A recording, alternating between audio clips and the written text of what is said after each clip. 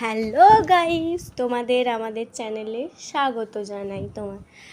আর আমরা যে বেনারসে গেছিলাম, এখানটাতে প্রথমে আগে গঙ্গা পুজো হয়েছিল। এটা আমরা ওপরটায় দাঁড়িয়েছিলাম তাই দেখাতে পাচ্ছি না, প্রচণ্ড ভিড়। আর ওই যে গঙ্গা পুজোটা হচ্ছিল সামনে, জাহাজে টাহাজে সবাই যাতে আরতিটা দেখতে পারে তার জন্য সবাই ওখানটা বসেছিল।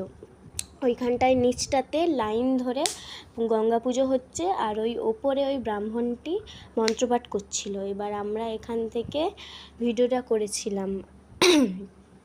আর যেহেতু একবার নেমে গেলে আর আমরা ওই জায়গাটায় দাঁড়াতে পারবো না, কারণ প্রচণ্ড ভিড়। আর এখানটা ফাঁকা ছিল কারণ এখান থেকে ব্রাহ্মণরা নামছিল পুজো করার জন্য। এই তো দেখতে পাচ্ছ, এই যে সব সামগ্রিক রেডি করা মানে করে দাঁড়িয়ে আছে ব্রাহ্মণরা হাতে থালা টালা নিয়ে। আর এপাশে হচ্ছে পুজো করার জন্য, মানে গঙ্গা পুজোর আরতি করার জন্য সব কিছু সাজানো হচ্ছে। এই যে পরপর যে পুজো করার যে যতগুলো ব্রাহ্মণ পুজো করবে সেগুলো সাজানো হচ্ছিল, দেখতে পাচ্ছ তোমরা। এটা মেন ঠাকুর, এখানে শিব ঠাকুর আছে। আর এখানটায় কি পদ আমরা এপাশ থেকে দেখতে পাচ্ছি না। তার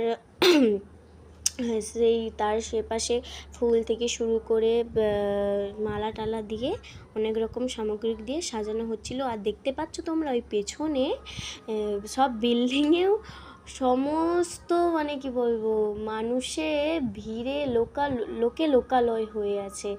মানে সবাই কি বলবো, আমরা যদি আরেকটু দেরি করে যেতাম মানে এটা দেখতে পেতাম না, প্লাস হচ্ছে যে জায়গাও পেতাম না, এতটা ভিড়। তবু আমরা কোনো মতে এই জায়গাটা পেয়েছিলাম দেখার জন্য। তারপর সবাই ওখানে ভিডিও করছিল।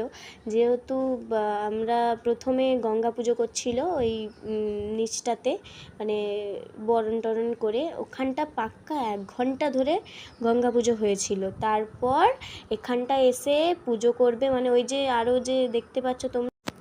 ওকে গাইস, টাটা বাই, তোমাদের সাথে পরের ভিডিওতে দেখা হচ্ছে।